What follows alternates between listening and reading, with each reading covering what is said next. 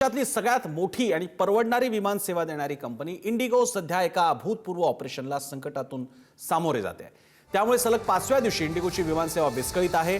10 ते 15 डिसेंबरपर्यंत सेवा पूर्ववत होईल असा विश्वास इंडिगोचे सीईओ पीटर एल्बर्स यांनी व्यक्त केलाय।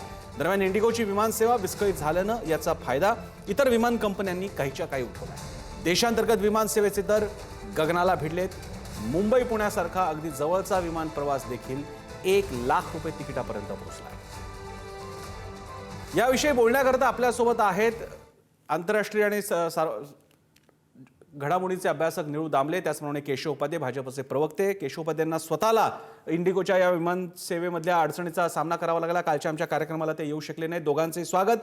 मी पहिल्यांदा केशव उपाध्यांकडे जातो 2 कारणांसाठी। एक प्रवासी म्हणून केशव उपाध्ये आणि 2 भाजपचे प्रवक्ते। प्रवासी असलेल्या केशव उपाध्यांना प्रश्न आहे की तुम्हाला काय अनुभव आला, इंडिगोवाले लोक काय सांगत होते, आणि भाजपचे प्रवक्ते असलेल्या केशव उपाध्यांना प्रश्न आहे डीजीसीए कडे बोट दाखवून सुटणार नाही। डीजीसीएने ज्या नियमावली ज्या फॉलो कराव्या लागल्या इंडिगोला त्या सरकारने केल्या होत्या। दोन्ही बाबतीत नाही, दोन गोष्टी फक्त। एक त्यातले इंडिगोचं सुदैवाने इंडिगोचं तिकीटच काढलं गेलं नसल्यामुळे, कारण तिकीट मिळतच नव्हतं। फक्त लेट मला प्रवासात लेट झाला कारण विमानच त्यावेळी नव्हतं। ते एअर इंडियाचं तिकीट त्यावेळी वाढली होती सगळी, त्यामुळे मला जो फटका पडला तो एअर इंडियाचं तिकीट वाढल्यामुळे जो पडला इंडिया, आणि बाकी विमानच त्यावेळी उपलब्ध नसल्यामुळे जे साधारणतः सकाळी इथं मुंबईत येणं अपेक्षित होतं त्यावेळेला संध्याकाळ उजाडायला लागली।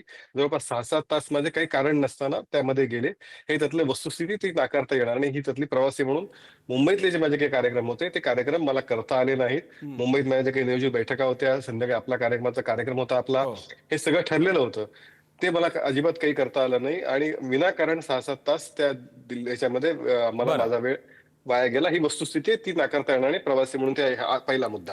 आणि दुसऱ्या विमान कंपनीचं तिकीट काढावलं, तेही महाग तिकीट काढावं लागलं। दुसरं त्यातलं असं आहे की जे सगळं सध्या ते दुसरं असं आहे की खरं म्हणजे या सगळ्या विषयामध्ये काल केंद्रीय गृहमंत्र्यांनी लक्ष घातलं, तातडीने त्या सगळ्या विषयामध्ये प्रश्न सोडवण्यासाठी जे काही करता येईल ते पावलं उचलली। पण ही आपल्या सगळ्यांना त्या बाबतीचा विचार करावा लागेल की निव्वळ भाजपावरती टीका करायची म्हणून टीका करण्याने प्रश्न सुटणार नाहीये। प्रश्न इंडिगो आज सुरू झाली आहे का? इंडिगो किती वर्षापासून आहे?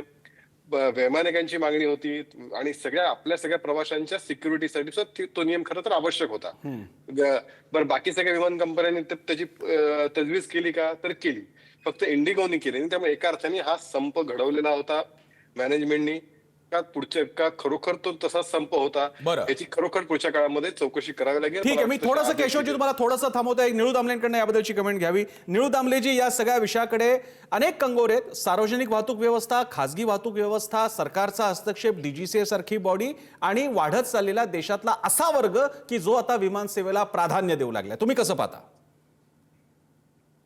त्याच्यात 2 गोष्टी आहेत। ही जी भाडी वाढली वेड्यासारखी, त्याचा परिणाम ज्यांना सोसावा लागतोय, हे लोक जे ओरडतात आज, एका परीने तेच लोक याला जबाबदार आहेत। विमान कंपनी चालवणारे, तिथे काम करणारे, त्यांचं नियमन करणारे, त्यांना आयटी सपोर्ट देणारे, ही सगळी जी लोकांची गँग आहे, ही या कंपनीशी संबंधित आहे। बरं, तेव्हा मुळातच ही माणसं सुद्धा त्याला जबाबदार आहेत। तर त्यांनी पहिली गोष्ट अशी की एक तर त्यांनी रस्त्यावर उतरावं आणि विमानं बंद पाडावीत। याचं कारण आता केशव उपाध्ये म्हणाले तसं की एअर इंडियानी भाडं का 1 लाख रुपये करावं, दुसऱ्या कंपन्यांनी भाडं का 1 लाख? आता ही जी भाड्यांची जी व्यवस्था आहे देशामध्ये आहे ती सदोष आहे, आणि त्याची जबाबदारी कोणाची असा प्रश्न पडतो। बरं, विमानाचं भाडं हे ठरलेल्याप्रमाणे 5-10% इकडे तिकडे वर व्हायला पाहिजे। ते लोकांची मागणी वाढली म्हणून कमी जास्त होणं ही पद्धती बरोबरच नाही।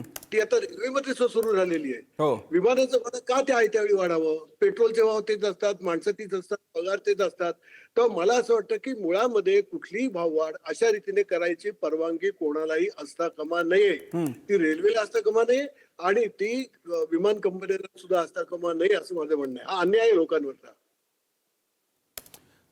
एक शेवटचा प्रश्न फक्त मी केशव उपाध्यांना घेतो। केशव उपाध्येजी, याच्यातला एक मुद्दा ज्या बाबतीत नक्की सरकारचा हस्तक्षेप अपेक्षित आहे, मुंबई पुण्यासारखं भाडं सुद्धा 1 लाखाच्या घरात आहे। दिल्ली मुंबईच्या बाबतीत ही स्थिती आहे। खासगी अन्य विमान कंपन्या याचा अति अवाजवी असा फायदा घेण्याचा प्रयत्न करतायत। इथे सरकारचा हस्तक्षेप गरजेचा नाही का? 100% या ठिकाणी इतर ज्या विमान कंपन्या त्यांनी ज्या पद्धतीने लुटालूट केली, काल मुंबई पुणे भाडं हे 92,000 आकडा दाखवत होतं, आणि बाकी मुंबई पुणे सुद्धा तसंच भाव दाखवत होतं.